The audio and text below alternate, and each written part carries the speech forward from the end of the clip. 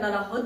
खूप सुंदर लागते, तुमचं पहिल्याच घोटात किंवा घासात मन भरेल आणि सूप सारखं तुम्ही तिला पिऊ सुद्धा शकता। तर चला सुरू करूया। एका रसम करतोय आणि त्याच्यासाठी आधी रसम मसाला बनवून घेतोय। त्याच्यासाठी 2 मी लाल मिरची ऍड करते याच्यात या पद्धतीने। त्याच्यानंतर माझ्याकडे इथं 4 ते 5 लसणाच्या पाकळ्या आहे ते ऍड करतोय। बरं एवढ्या मापात फक्त 2 किंवा 1.5 चमचाच तुमचा रसम मसाला तयार होणार आहे, हे लक्षात घ्या।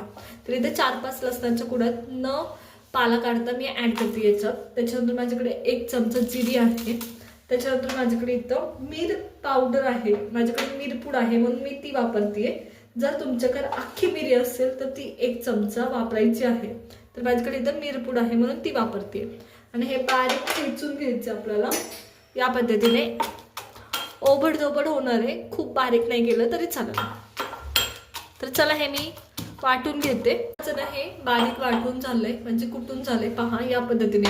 हे रफ आले आहे आणि रसम मध्ये जिरी आणि तुमचं मिरपूड असते ना किंवा अख्खी मिरी जर जास्त असेल तर रसमची टेस्ट चांगली लागते, हे लक्षात घ्या। तर चला आता आपण रसम बनवायला सुरुवात करतोय। रसमसाठी ना मी इथं टोमॅटो शिजू घालतेय, त्याच्यासाठी मी इथं पाणी टाकते। आता टोमॅटो तुम्ही कोणत्याही आकारात तुम्हाला हवा तसं शेपमध्ये याच्यात शिजू घालू शकतात। मी शक्य तेवढे बारीक केलेत, म्हणजे मीडियम केलेत, खूप बारीक पण नाही केले, कारण ते मॅश करता यावेत परत हाताने। आणि तुम्हाला जेवढी रसम करायची आहे तेवढं पाणी घ्या। त्याच्यामुळे काय होतं की तुम्हाला चांगलं पाणी रसमसाठी जे पाणीवरनं एक्स्ट्रा टाकावं लागणार ना ते टाकावं लागणार नाही आणि आहे त्या पाण्यात रसम तुमचं चांगलं होईल। तर इथं मी मीडियम साईजचे 3 टोमॅटो कापून घेतले होते ते मी ऍड करते आणि हे आपल्याला शिजवून घ्यायचे।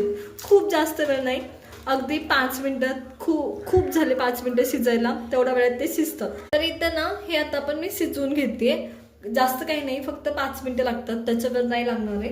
तर चला ताट झाकल्यावर पटकन शिजून होतील, त्याच्यामुळे मी ताट झाकते आणि शिजून घेऊया। मग आता इथं टोमॅटो शिजायला ठेवून जवळजवळ 5 मिनिटं झालेत आणि वाफ यायला सुरुवात झाली साईडने।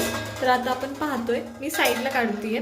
तर हे टोमॅटो अशा पद्धतीने शिजलेत। आता हे थंड करायचे म्हणजे मॅश करणं तुम्हाला सोपं जाईल। तर चला हे साईडला काढूया आणि ह्याला मॅश करून घेऊया। आधी थंड करायचं मग मॅश करायचे, जेणेकरून तुम्हाला मॅश करणं सोपं जाईल। आता गरम असेल, हात भाजेल, काळजी घ्यायची ना। हे सगळे टोमॅटो मी साईडला काढून घेतलेत। आता मी याच्यात नाही का हळद ऍड करते, अगदी थोडीशी किंचितशी, आणि हे ना पूर्ण असं मॅश करून घ्यायचे या पद्धतीने। हातानेच करायचे, मिक्सर वगैरे वापरायचं नाही, असं वाटून वगैरे घ्यायचं नाही, हातानेच मॅश करायचे, जेणेकरून त्या टोमॅटोचा रस पूर्ण याच्यात उतरला पाहिजे या पद्धतीने।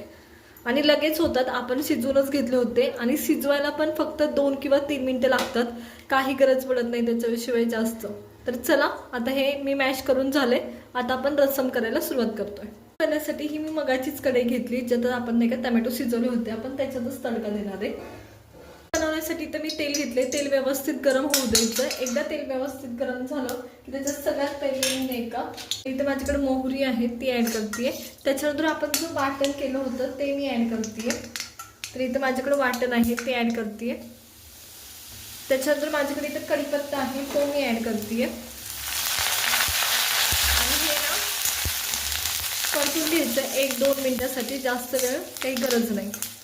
आणि तुम्ही नेहमी लक्षात ठेवा, रसमला जेवढी मिरी आणि जिरी जास्त असेल तेवढी रसम चांगली लागते। तर हे मी परतले 1-2 मिनिटं आणि त्याच्यानंतर 1 मिनिटभर, आणि त्याच्यानंतर मी हे रसम ऍड करते। रसमचं जे टोमॅटो आपण मिक्सचर करून ठेवलं होतं ते ऍड करते इथं या पद्धतीने। हे मी टोमॅटोचं सगळं पाणी ऍड केलंय या पद्धतीने। आता एक लक्षात घ्या, तुम्ही पाणी हवं तेवढं याच्यात वाढवू शकता आणि हे रसम ना जेवढा वेळ तुमचं गॅसवर असेल तेवढं तुमचं रसम टेस्टी लागतं, हे लक्षात घ्या। तर इथं रसमला उकळी आली आहे, त्या टायमाला मी याच्यात चवीनुसार मीठ टाकतेय। त्याच्यानंतर माझ्याकडे इथं चिंचेचं पाणी आहे ते ऍड करतेय या पद्धतीने। तुम्ही कितपत आंबट खाऊ शकता त्यानुसार ते ऍड करायचे। त्याच्यानंतर आंबट पण ऍडजस्ट करायला आपण याच्यात गूळ ऍड करतोय या पद्धतीने। आता याला आणखी 2 मिनिटं उकळी येऊ द्यायची व्यवस्थित। इथं नाही का हे रसम झालंय, तर पहा याला कशी खळखळती उकळी आली आहे आणि सुरुवातीचा कलर आणि आत्ताचा कलर यांच्यामध्ये खूप वेगळे पण आहे। तर असा रसम तुमचा झाला पाहिजे आणि याच्यात थोडीशी कोथिंबीर मी ऍड करते। आता याला तुम्ही अक्षरशः सूप म्हणून सुद्धा पिऊ शकता, भातावर सुद्धा खाऊ शकता। तर चला साईडला काढून घेते। आता मी ऑलरेडी गरमागरम भात काढून घेतलाय साईडला आणि मी त्याच्यावर आता रसम ऍड करते। तर पहा या पद्धतीने, आणि पहा किती सुरेख झालाय या पद्धतीने. खूप अप्रतिम लागतो रसम, खूप अप्रतिम लागते. त्याच्यामुळे तुम्ही नक्की ट्राय करा. आणि कलर पहा, हा नॅचरल कलर आहे याचा, खूप सुरेख असा कलर आलाय. तर चला मी सगळं रसम भात असाच साईडला काढून घेते. गरमागरम आपलं हे रसम तयार झाले आणि पहा किती सुरेख झालंय. बरं, आंबट गोड चवीचं वेगळं काही खावं वाटत असेल तर हा उत्तम पर्याय आहे.